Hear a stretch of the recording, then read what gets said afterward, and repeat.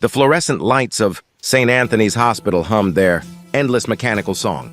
It was 2 in the morning, and the emergency department hallway was crowded with people, waiting, some bleeding, some coughing, all exhausted and worried. The night shift stretched ahead like an endless road. Kenna Walsh pushed a strand of blonde hair back from her face, tucking it behind her ear as she hurried between rooms. At 29, she'd been a nurse for 6 years, and the job had worn her down in ways she hadn't anticipated. The pay was barely enough to cover her student loans and rent on a tiny apartment. She worked double shifts when she could, picking up extra hours that left her perpetually exhausted. But she loved the work itself. She loved helping people even when they were at their worst, their most vulnerable. That's what kept her going when everything else felt impossible. As she passed through the hallway, she noticed a man sitting on the floor against the wall, clearly waiting for treatment. He looked to be in his mid-30s, with dark hair that hung wet and tangled around his face. His clothes were torn and dirty, faded jeans with holes at the knees, a gray t-shirt stained with what might be blood or dirt or both. His arms were scraped and bruised. He looked like someone who'd been living rough on the streets. One of the many homeless patients who came through the ER. Other staff members walked past him. Without a second glance, focused on patients in rooms, on charts, on the endless tasks of a busy night, Kenna stopped. The man was shivering slightly, soaked through from the rain that had been falling all evening. She grabbed a blanket from the supply cart and approached him. "Hi there," she said gently, kneeling beside him. "I'm Kenna, one of the nurses. Are you waiting to be seen?" The man looked up at her, and despite the dirt and exhaustion on his face, his eyes were striking, intelligent, assessing. "Yeah, been here about 2 hours. They said it would be a while." "It's a busy night," Kenna said apologetically. She draped the blanket around his shoulders. "But let me check on your status. See if I can move things along." "What's your name?" "Jack," he said after a slight hesitation. "Jack Morrison." "Okay, Jack, what brought you in tonight?" He gestured vaguely to his arms, the scrapes and bruises. "Got jumped. 3 guys. Took my wallet, my phone, knocked me around a bit. I think my ribs might be cracked." Kenna's professional assessment kicked in. She could see the telltale signs of defensive wounds on his arms, the way he held himself carefully as if breathing hurt. "Did you report it to the police?" Jack shook his head. "What's the point? I'm nobody. They won't care." The resignation in his voice broke Kenna's heart. She'd heard it too many times. People who'd been beaten down by life until they believed they didn't matter, that no one cared whether they lived or died. "You're not nobody," Kenna said firmly. "You're a patient who deserves care, and I'm going to make sure you get it. Stay here, I'll be right back." She went to the nurse's station, where her colleague Diane was managing the triage board. "Diane, the patient in the hallway, Jack Morrison. He's been waiting 2 hours with possible cracked ribs from an assault. Can we get him into a room?" Diane barely looked up. "Everything's full, Kenna. He'll have to wait like everyone else." "He's on the floor. He's cold and hurt. So is everyone else here. We're triaging by urgency. Unless he's coding, he waits."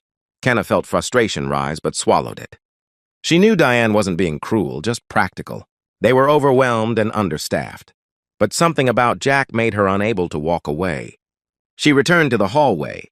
Jack was where she'd left him, the blanket wrapped around his shoulders, his head leaning back against the wall, eyes closed. "Jack?" Kenna knelt beside him again. "I'm sorry, but the rooms are all full. It's going to be a while longer, but I can at least clean those wounds for you, make you more comfortable while you wait." He opened his eyes. "You don't have to do that." "I know, but I want to." Kenna retrieved supplies, antiseptic, gauze, bandages. She carefully cleaned the scrapes on his arms and the cut above his eyebrow, working with gentle efficiency. Jack winced but didn't complain. "You're good at this," he said quietly. "It's my job." Kenna smiled slightly. "Well, technically my job is whatever room I'm assigned to, but helping people is why I do it." "Why?" Jack asked. "I mean, you could do anything. Smart woman like you. Why nursing? Why here in a place like this?" Kenna paused, considering the question. "Because people deserve dignity, especially when they're vulnerable. Because I remember what it's like to feel invisible, to think you don't matter. My mom was homeless for a while when I was a kid. After my dad left, we lived in our car for 6 months before she got back on her feet. I remember how people looked through us like we weren't even there. Jack was quiet, watching her face. I'm sorry. It taught me something important. That circumstances don't define worth. That everyone has a story. A reason they're where they are. She finished bandaging his arm. There. At least you're cleaner now. Are you hungry?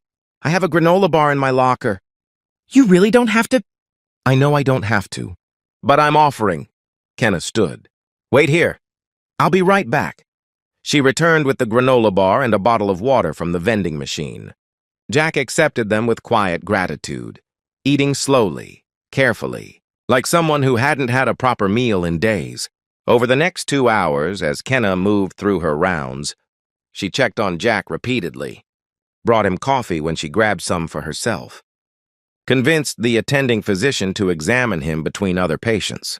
Jack had 2 cracked ribs, as suspected, along with various contusions and the lacerations Kenna had already cleaned. You need to rest, avoid strenuous activity, take these painkillers, the doctor said, writing a prescription that Jack stared at, with what looked like resignation. They both knew he probably couldn't afford to fill it. As dawn broke and Kenna's shift finally ended, she found Jack preparing to leave, moving stiffly, the blanket still around his shoulders. Are you going to be okay? She asked. Do you have somewhere safe to go? Jack's expression was unreadable. I'll manage. I always do. He looked at her directly. Thank you, Kenna, for seeing me. For treating me like a person. You have no idea what that means. Something in his eyes made Kenna feel like there was more to this man than she understood. But she was too exhausted to analyze it. Take care of yourself, Jack. Please. He nodded and walked out into the early morning light. Kenna thought about him on and off over the following days. Wondered if he was okay, if he'd found shelter, if his ribs were healing. But the relentless pace of the hospital swept those thoughts aside, replacing them with new patients, new emergencies, new exhaustion. 2 weeks later, on a rare day off, Kenna received a call from an unknown number. Is this Kenna Walsh? A professional female voice asked. Yes. Ms. Walsh, my name is Patricia Chen. I'm calling on behalf of Mr. Jackson Morrison. He would like to meet with you if you're available. Would tomorrow afternoon work? Kenna frowned. Jackson Morrison? I don't know anyone.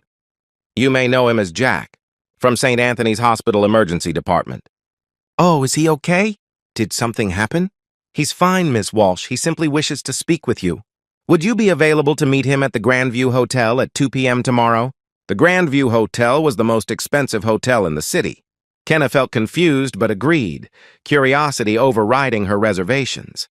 The next day, she dressed in her nicest clothes, a simple sundress and cardigan, feeling underdressed the moment she walked into the Grandview's opulent lobby. Patricia Chen met her there, a polished woman in her 40s wearing an expensive suit. Ms. Walsh, thank you for coming. Mr. Morrison is in the private dining room. Please follow me. Kenna was led through the hotel to a small, elegant room overlooking the city. And there, standing by the window in an impeccably tailored dark suit, was Jack. Except he looked nothing like the man she'd met in the hospital hallway. His dark hair was styled, his face clean-shaven. He looked sophisticated, successful, completely different except for those same intelligent eyes. Kenna, he said, turning to face her. Thank you for coming. Jack, what is this? What's going on? He gestured to a chair. Please sit. Let me explain. Over the next hour, Jack, actually Jackson Morrison III, told her the truth. He was the CEO of Morrison Industries, a manufacturing empire worth billions. He'd inherited it at 25 when his parents died, and he'd spent the past decade running it, becoming increasingly isolated and disillusioned. Everyone wants something from me, he explained. A business deal, a donation, an introduction, an investment. I couldn't tell anymore. Who actually saw me as a person versus who saw me as a bank account. So I started doing something unusual. I'd disguise myself, dress as someone with nothing, and go out into the world to see how people treated me when they thought I had no value, no status, nothing to offer them. Kenna listened, stunned. That night in the hospital, I'd actually arranged to be jumped by actors. Fake assault, fake wallet theft, real enough injuries to require treatment. I wanted to see how hospital staff would treat someone they assumed was homeless and broke. Jack's expression grew somber. Most of them walked right past me. I was invisible. Just another body in the hallway, not worth their time. But you stopped, he continued, looking directly at Kenna. You brought me a blanket, cleaned my wounds, brought me food from your own locker, checked on me repeatedly despite being overwhelmed with work. You treated me with dignity and compassion, expecting absolutely nothing in return. Kenna felt her face flush. That's just being a decent person. It's rarer than you think, especially in a world where status determines worth. Jack leaned forward. Kenna, I've spent weeks having you investigated, not to invade your privacy, but to understand who you are. I know about your student loans, your double shifts, your tiny apartment. I know you volunteer at the free clinic on your days off. I know you send money to your mother every month to help with her rent. I know you're drowning financially, but you still bought coffee for a homeless man with money you couldn't afford to spend. Why are you telling me all this? Kenna asked, feeling exposed. Because I want to offer you something. Not charity, a partnership. Jack pulled out a folder. I'm starting a foundation focused on healthcare access for underserved populations. I want you to run it. Your experience, your compassion, your understanding of what it means to struggle. That's exactly what this foundation needs. The salary would be 4 times what you make now, with benefits, with the ability to actually make systemic change instead of just putting band-aids on problems. Kenna stared at the folder, at the numbers written there, at the opportunity being offered. Jack, I don't understand. Why me? Because you're what I've been looking for my whole life.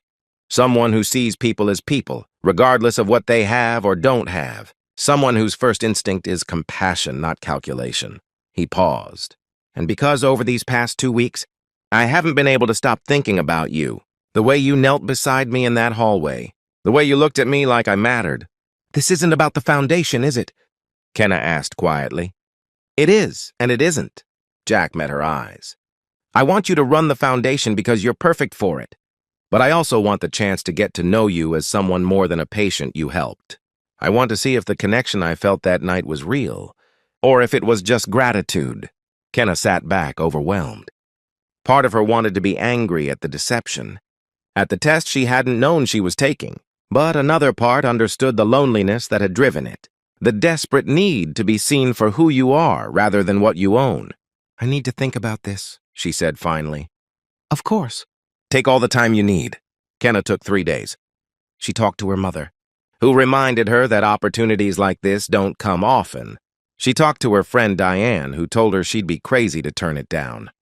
She talked to herself late at night in her tiny apartment, asking what she really wanted. On the 4th day, she called Jack and accepted. Not just the job, but the possibility of something more. The foundation launch was successful beyond anyone's expectations. Kenna proved to be a natural leader. Combining practical medical knowledge with genuine empathy, she built clinics in underserved neighborhoods, funded mobile health units, created programs that treated patients like people rather than statistics. And gradually, carefully, she and Jack built something personal too. They moved slowly, both cautious after years of being hurt and disappointed. But they found in each other something rare, someone who saw them fully, valued them completely, and chose them freely. A year after that night in the hospital hallway, Jack proposed to Kenna. Not at a fancy restaurant or exotic location, but at the free clinic she'd helped build in the neighborhood, where she'd once lived in a car with her mother.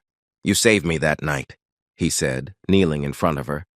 Not by bandaging my wounds, but by showing me that humanity still exists, that kindness is real. You gave me hope again. Will you marry me? Kenna said yes, tears streaming down her face. At their wedding, Jack's toast included the full story. How he'd tested humanity and found it lacking, until one night Nurse stopped in a busy hallway and chose to see a man everyone else had looked past. Kenna taught me that wealth isn't measured in money, he said. It's measured in compassion, in the willingness to help when you have nothing to gain, in the choice to treat every person with dignity. She was broke that night, working a double shift, exhausted and overwhelmed. But she was richer than I've ever been, because she had something I'd lost, the ability to see another human being and choose to care. Years later, Kenna would tell young nurses about that night, about the patient in the hallway who changed her life. But she'd always emphasize the lesson that mattered most. I didn't help him because I thought he was wealthy. I didn't know. I helped him because he needed help and I could provide it. That's all. That's always enough. We don't help people for what they can give us back. We help them because that's what being human means. And Jack, sitting beside her, would squeeze her hand and remember the night a broke nurse taught a billionaire what it meant to be truly rich.